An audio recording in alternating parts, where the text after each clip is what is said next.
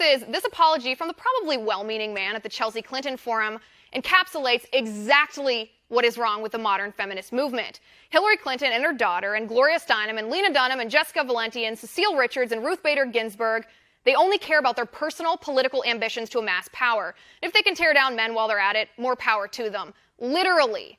Well, I have a message for radical liberal feminists. We're not falling for your nonsense anymore. A lot of ladies in this country actually like our men to be men. We like it when men hold the door for us. We appreciate men who walk closer to the street and who put their hands on our back to gently guide us protectively through a crowd. Do we want the dudes in our country to be a bunch of weaklings who cow behind feminists for the high crime of being born a man? Well, that's exactly what these cultural Marxists want, to cast women as the oppressed and men as the oppressors, so one woman, I don't want to name names, but Hillary Clinton, can rise up and trample our rights until the only choice we have left is her choice, all under the guise of being our champion. This apology from the probably well-meaning man at the Chelsea Clinton Forum encapsulates exactly what is wrong with the modern feminist movement. Hillary Clinton and her daughter, and Gloria Steinem and Lena Dunham and Jessica Valenti and Cecile Richards and Ruth Bader Ginsburg, they only care about their personal political ambitions to amass power. If they can tear down men while they're at it, more power to them. Literally. Well, I have a message for radical liberal feminists. We're not falling for your nonsense anymore. A lot of ladies in this country actually like our men to be men. We like it when men hold the door for us. We appreciate men who walk closer to the street and who put their hands on our back to gently guide us protectively through a crowd. Do we want the dudes in our country to be a bunch of weaklings who cow behind feminists for the high crime of being born a man? Well, that's exactly what these cultural Marxists want, to cast women as the oppressed and men as the oppressors, so one woman, I don't want to name names, but Hillary Clinton, can rise up and trample our rights until the only choice we have left is her choice, all under the guise of being our champion. Lots, celebrities included, saying, actually, I don't want to be described as a feminist. I see that as divisive, aren't they, Kate? Well, feminism, like any other ism, like Marxism or liberalism, has to be taken as a political movement. So it isn't the case that if you believe in equality between men and women, you're automatically a feminist. You have to look at their policies and who their leaders are. And at the moment, I think it's one of the most divisive and exclusionary groups out there. Just look at Feminism in London, a big conference being held in London in a few weeks' time. They have no platform, some very serious feminist thinkers, because they don't fit into a very specific mold of feminism, perhaps because they distinguish between women and transgender people, or because they are pro-pornography. Lots of different reasons, but they don't actually want to bring these women together to discuss women's issues. They want to exclude them, and they only want to have a very specific platform that the most women, truly most women, just can't fit into. Susan Sarandon, Meryl Streep, Marion Cotillard all talked about themselves as not wanting to describe themselves as feminists. They talked about themselves being humanists, and there was a huge backlash, particularly to Marion Cotillard, wasn't there, by those saying, well, how can you say you're not a feminist? I think it's been very difficult for a long time. There's been a lot of PR against this whole idea that, you know, you won't be considered attractive or you'll be considered too radical to be taken seriously. One of the things I'm excited about is that's changing, and I agree with you about the Feminism in London conference. It's one example of many of women organising a whole manner of different events that actually are radicalising and including women of all different backgrounds. One of the beauties of feminism is that it's grassroots. The whole point is you don't necessarily have to have, and in fact probably shouldn't have, a hierarchical structure or one leader. Then why are they censoring prominent feminists? Well, I think you can't take one conference and say, this is, I want it run this way. Julie Bindel, for example. Julie Bindel is a great example of a feminist who's been very active and very outspoken, and she's banned from conferences around the country. She's a fan. I'm a big fan of Julie Bindel, and I've been involved in running Weekend and Night, and we've had her speak for us many times. You can't take, what you have to do is go, look at all the amazing stuff that's going on. Some people are speaking at different ones because of different politics, of course, but that's because the movement is broad. You can't have an agreement amongst 50% of the population.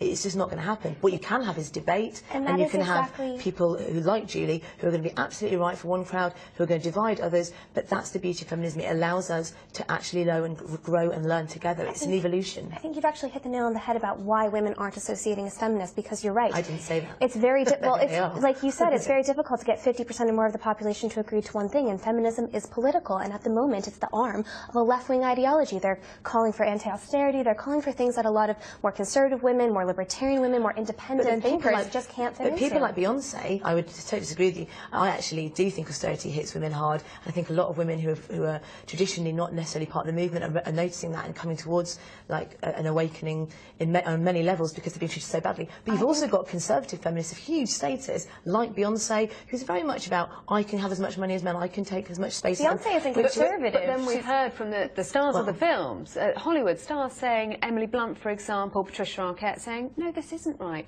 We are not getting paid the same. We're not getting paid the same. There aren't female directors. This is my financiers saying, we will give you the money.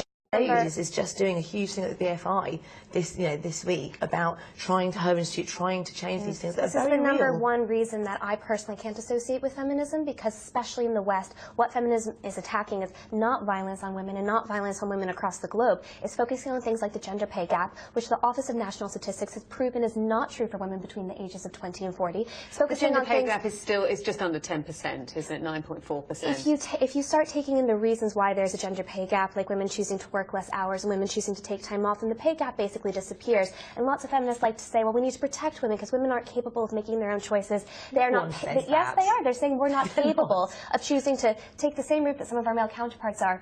In which case women are actually more likely to be promoted and more likely to make more money. But a lot of feminists say if you don't fit into that very particular field where you can't make other choices, then we don't want to accept you. We're going to no platform you. And you know, there was a time. It's very strange that you are lumping like quite specific things into all feminism. It's like you're doing exactly what you're accusing feminists of doing. You're saying, well, blanketly, all feminists do this. I mean, actually, as I was saying, never said all feminists do that, but I'm saying that you're using it as a blanket word, just feminists. And when you have celebrities who decide to take on feminism and make themselves the voice of feminism, you have to understand that those are your political leaders. In the same way that people won't be conservative because of David Cameron, or they won't be Labour because of Jeremy Corbyn, when Lena Dunham and Emily Blunt come onto the stage and they say, we're feminism, this is what it means, and you have big conferences, no platforming people, it makes it impossible for other but we also have big conferences where we are... You didn't frankly have the balls to put country before party. The feminist movement in this country promised women once that they could have it all: a successful career, financial success, and a family. But now, a controversial new study by the University of Pennsylvania suggests that women are less happy than men, despite all of the progress that women have made since the 1970s. Inez Ferre has our report. You've come a long way, baby. Women have come a long way in the last 35 years, but despite a movement that brought so much progress to American women, their happiness has dropped relative to men over the last 3 decades. The reason we find that surprising is that if you look across society, there's been a lot of social change that shifted things towards women. The data was studied by 2 researchers at the University of Pennsylvania who say a happiness gender gap is emerging. We look across age groups, across marital status, across labor force participation, across whether you have children or not, and we find that there's not a particular group of women who've become less happy, but rather all women across all of these categories have become less happy over time relative to men. The analysis does not conclude why women's happiness has declined, but it doesn't rule out, among other reasons, whether more opportunities to succeed have increased a woman's expectations on herself, or whether the pressures of their modern lives have come at the cost of happiness. Some feminists question the study, including the measurement of happiness in general. Others say the happiness gap is no surprise because of how hard women are expected to work outside and inside the home. And this study was done to see why Americans in general are feeling less happy. The study found that the declines were driven by the trend among women. Men's happiness has essentially remained flat or slightly increased, Lou. Well, that is a troubling and I would say even surprising report. But such an important finding, and I've asked Kitty Pilgrim to join us here too, such an important finding. Why would there not be an examination of why? That is the critical question to be asked here, is it not? That's what the researchers are saying. They're saying, you know, we're just publishing these facts. Now more research needs to be done as to why this is happening. Is it your sense that question has been answered in any previous study, or no, Lou, I haven't. I'm actually quite surprised by this report because career opportunities are very extensive, and I actually don't know why that would turn up, and I think why is the actual critical issue in this whole point. If you're coming up with a result that's surprising, it's absolutely surprising, and we'll find out why. By golly, thanks very much. Appreciate it, Ines. And as for Ray, Kitty, thank you.